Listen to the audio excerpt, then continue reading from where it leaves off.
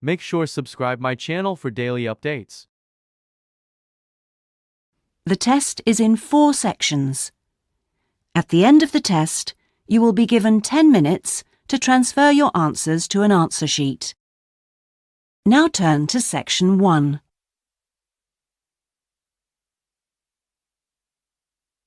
Section 1. You will hear a telephone conversation between a passenger and an official at the Land Transport Information Service at Toronto Airport. First, you have some time to look at questions 1 to 5.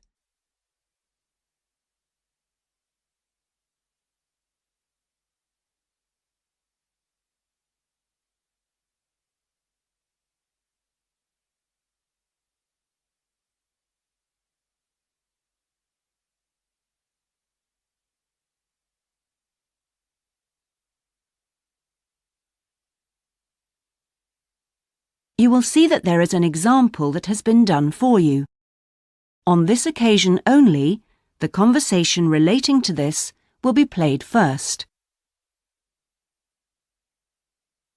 Hello, this is Land Transport Information at Toronto Airport. How may I help you? Oh, good morning. I'm flying to Toronto Airport next week and I need to get to a town called, Milton. Could you tell me how I can get there? Milton, did you say? Let me see. I think that's about 150 miles southwest of here. In fact, it's 147 miles to be exact. So it'll take you at least, say, 3 to 4 hours by road.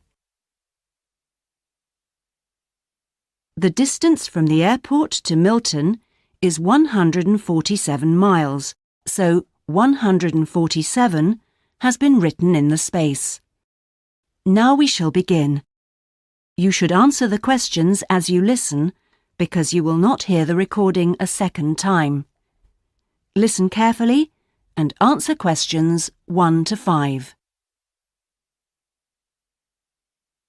Hello, this is Land Transport Information at Toronto Airport. How may I help you? Oh, good morning. I'm flying to Toronto Airport next week and I need to get to a town called, Milton. Could you tell me how I can get there? Milton, did you say? Let me see. I think that's about 150 miles southwest of here. In fact, it's 147 miles to be exact. So it'll take you at least, say, 3 to 4 hours by road. Wow, is it as far as that? Yes, I'm afraid so. But you have a number of options to get you there, and you can always rent a car right here at the airport, of course. Right. Well, I don't really want to drive myself, so I'd like more information about public transport. Okay. In that case, the quickest and most comfortable is a cab, and of course there are always plenty available, but it'll cost you. You can also take a Greyhound bus, or there's an airport shuttle service to Milton. I think for that kind of distance, a cab would be way beyond my budget. But the bus sounds okay. Can you tell me how much that would cost? Sure. Let's see, that would be $15 one way or $27.50 return. That's on the Greyhound. Ah, that's quite cheap. Great. Whereabouts does it stop in Milton? It goes directly from the airport here to the city center, and it's pretty fast. But you have to bear in mind that there is only one departure a day, so it depends what time your flight gets in. Ah, of course. Hang on. Oh, we're due to get there at 11:30 a.m. Too bad. The bus leaves at 3:45, so you would have quite a wait, more than 4 hours. Oh, I see. Well, what about the shuttle you mentioned? Okay, that's the airport shuttle that will take you from the airport right to your hotel or private address. It's a door-to-door service, and it would suit you much better because there's one every 2 hours. So how much does that cost? Let's see. Yeah, that's $35 one way, $65 return. So I guess it's a bit more expensive than the Greyhound. Oh, that doesn't sound too bad, especially if it'll take me straight to the hotel. But you do need to reserve a seat. Okay. Is it possible to make a booking right now, through you? Sure. Before you hear the rest of the conversation, you have some time to look at questions 6 to 10.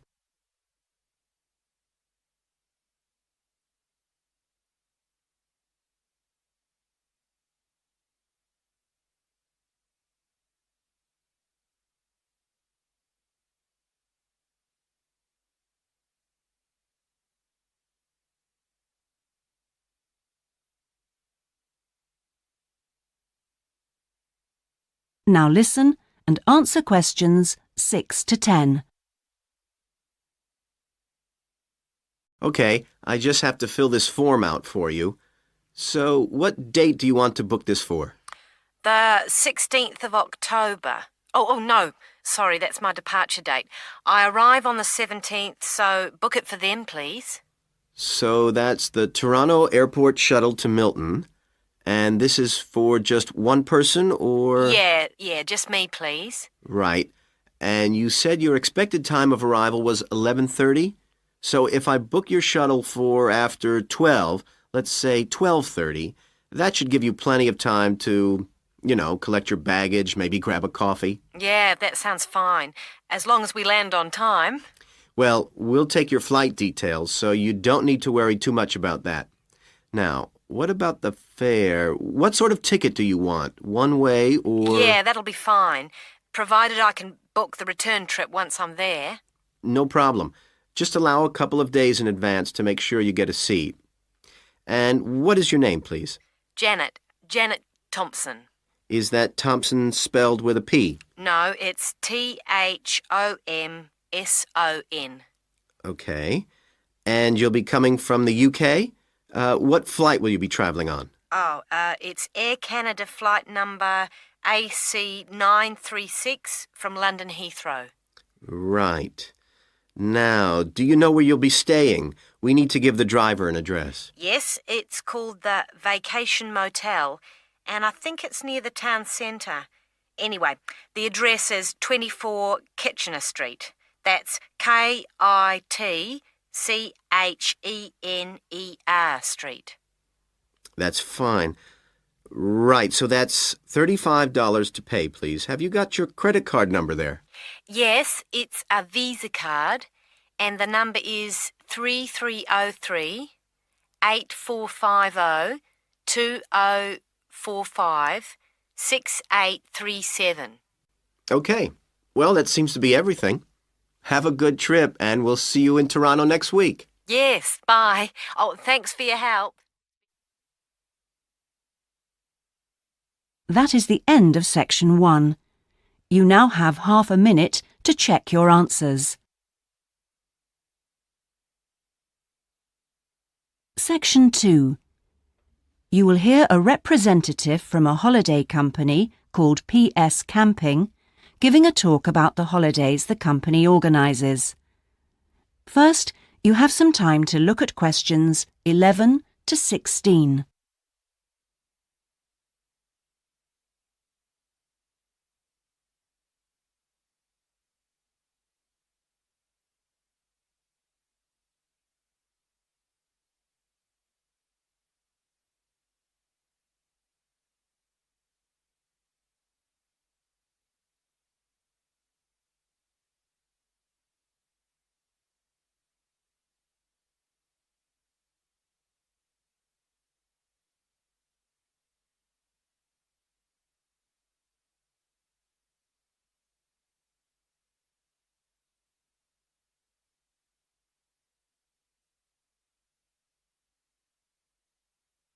Now listen and answer questions 11 to 16. Thank you all for coming to my talk this evening. It's nice to see so many people in the audience. For those of you who don't know very much about PS Camping, let me start by giving you some background information about the company. The company started 25 years ago. It actually opened as a retail chain selling camping equipment, and then, 20 years ago, it bought a small number of campsites in the UK and began offering camping holidays. The company grew rapidly and has been providing holidays in continental Europe for the last 15 years. If you book a camping holiday with us, you'll have a choice of over 300 sites. In Italy, we now have some 64 sites that we either own or have exclusive use of. France is where we have the majority of sites, and we currently have a project to expand into Switzerland. We also have a number of sites in northern Spain, particularly in the mountainous region of Picos de Europa. We've upgraded all these Spanish sites and improved them considerably from their original 3-star rating. We believe our holidays offer superb facilities for the whole family. Parents who want their children to be fully occupied for all or part of the day can take advantage of our children's activities. These are organised by our well-qualified and enthusiastic staff. Each day kicks off with a sports match, perhaps football or volleyball, followed by an hour of drama for everyone. This may include singing or dancing, mime or other activities. In the afternoon, there's a different art activity for each day of the week, including a poster competition or model making. What's more, our sites are truly child-friendly, and with this in mind, we operate a no-noise rule in the evenings. Children's evening activities usually finish at 9:30 or occasionally 10, and from 10:30 holidaymakers are expected to be quiet in the areas where there are tents. We want nothing to go wrong on a PS camping holiday, but if it does, we also want all our customers to be insured. If you haven't organised an annual insurance policy of your own, you'll need to take out the low-cost cover we offer, and we require that you arrange this when you make your holiday reservation. There are many advantages to choosing PS Camping and to recommending it to others. As a regular customer, you'll be kept informed of special offers, and your friends can benefit from 10% off their holiday, or book a luxury tent for the price of a standard one. In return, we'll send you a thank you present, which you can choose from a list of high-quality items. Before you hear the rest of the talk, you have some time to look at questions 17 to 20.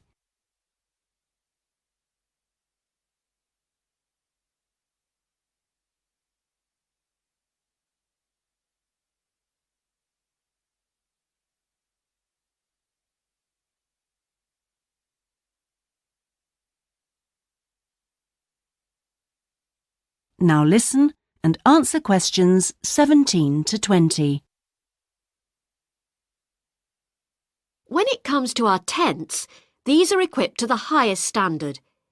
We really do think of every essential detail, from an oven and cooking rings fuelled by bottled gas to mirrors in the bedroom areas. If you don't want to cook indoors, you can borrow a barbecue if you ask in advance for one to be made available. And there's even a picnic blanket to sit on outside your tent. Inside, a box of games and toys can be found, and children's tents can be hired if required. All tents have a fridge, and if you want to spend the day on the beach, for example, ask for a specially designed PS Camping cool box, which will keep your food and drinks chilled. There are excellent washing facilities at all our sites, with washing machines and clothes lines in the central areas, along with mops and buckets in case your tent needs cleaning during your stay. All sites have a cafe and or a shop for those who'd rather eat in than dine at a local restaurant. That is the end of section 2. You now have half a minute to check your answers.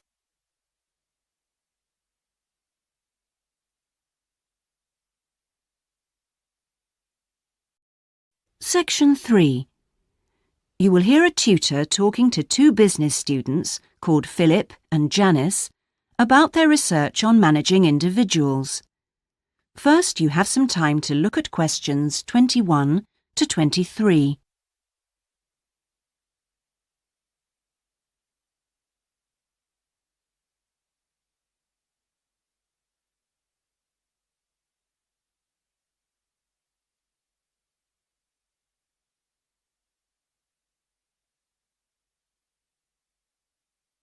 Now listen carefully and answer questions 21 to 23.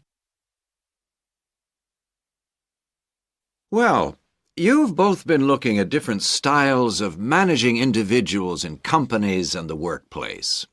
How's the research going, Philip? Well, I've been looking at why individualism, individual differences, are such an important area of management studies. When you think about any organisation, be it a family business or a multinational company, they're all fundamentally a group of people working together. But it's what these individuals contribute to their places of work that makes you realise how important they are. Of course, they bring different ideas, but it's also their attitudes and their experiences of learning. Diversity is important in these areas too. So why do people behave so differently from one another at work? There are lots of reasons, but research has shown that a lot of it comes down to personality. And the other factor is gender. It's a well-known fact that men and women do lots of things in different ways, and the workplace is no different. Did you look at the effects of this variation on companies? Yes, I did. On the positive side, exposure to such diversity helps encourage creativity, which is generally an asset to a company. But unfortunately, individual differences are also the root of conflict between staff, and they can lead to difficulties for management, which can sometimes be serious. Before you hear the rest of the conversation, you have some time to look at questions 24 to 30.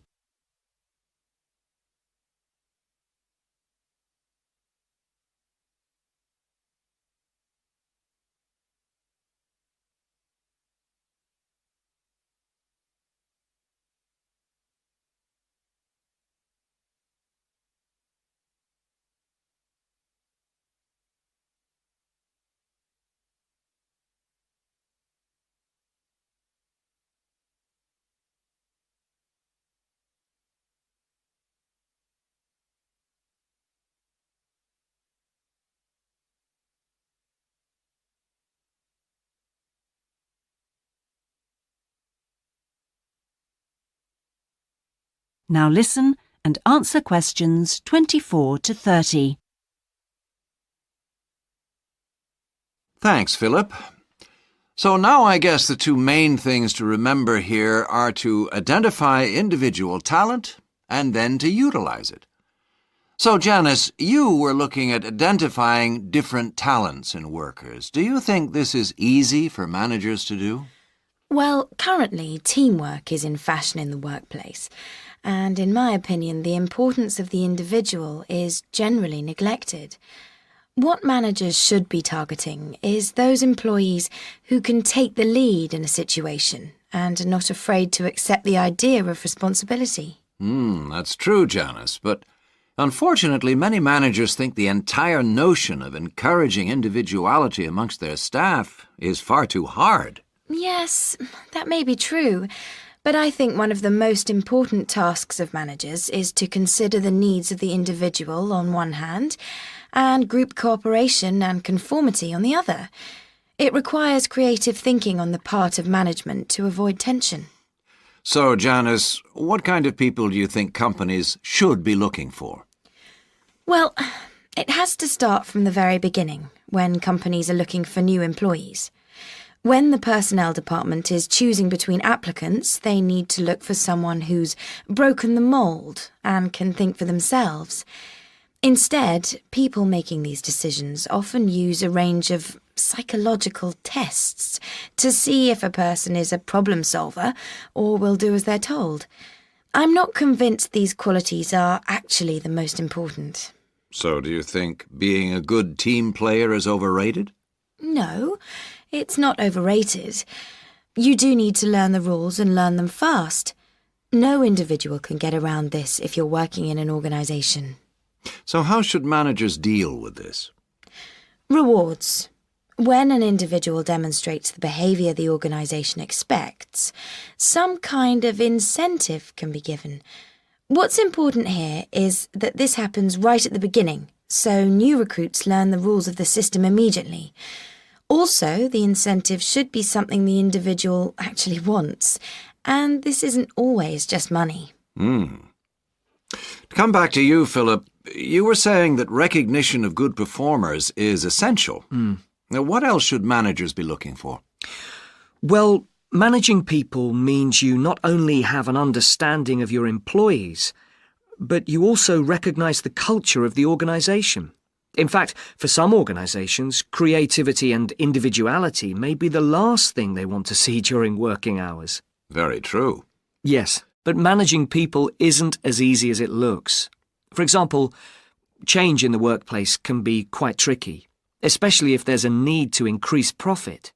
And at times like these, managers may have to give priority to profit rather than individual staff needs. Yes, and that creates difficult situations for people. Yes, but what's important is that managers are able to deal with quite high levels of personal stress.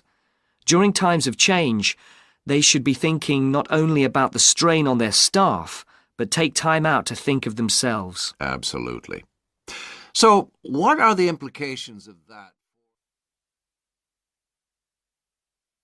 That is the end of section 3. You now have half a minute to check your answers.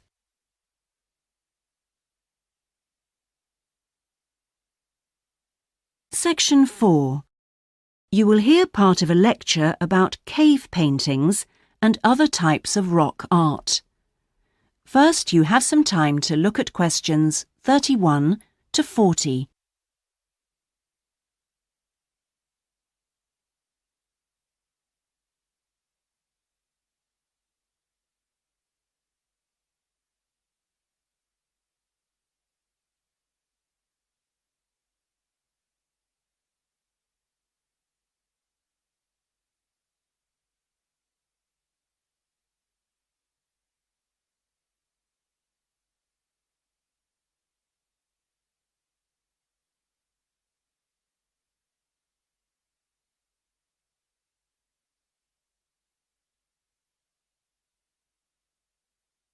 Now listen carefully and answer questions 31 to 40.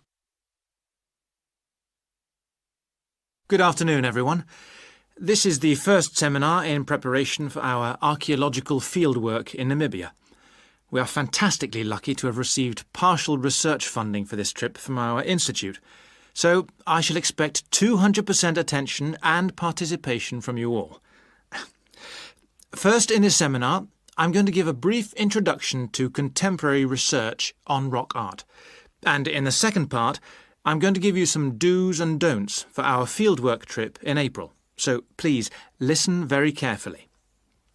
I'm first going to focus on the interpretation of rock art in Namibia. We are very fortunate to be going to an area where you can find some of the most important sites in the entire world.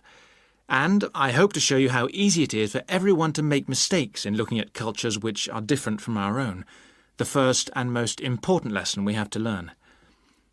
In Namibia, there are both paintings and engravings. That's where the surface of the rock is cut out. Many of the engravings show footprints of animals, and most scholars used to think that the purpose of these was simple and obvious.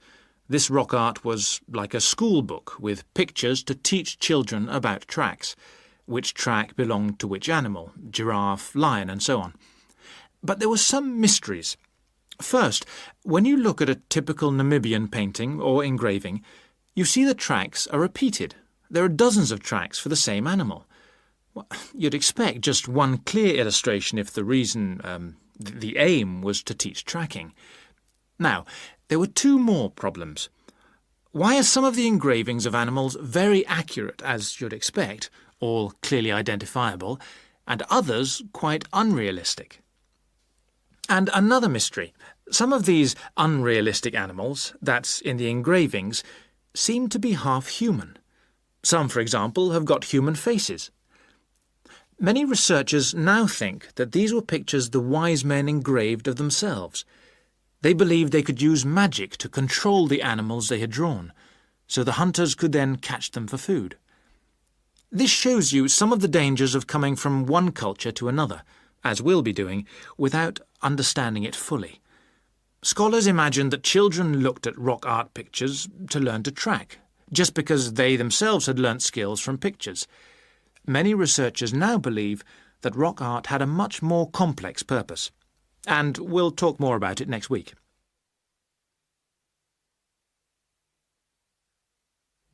Now, before I invite you to join in a discussion in this second part of the seminar, I'd like to make some very important points about our fieldwork, and in fact any field trip to look at rock art.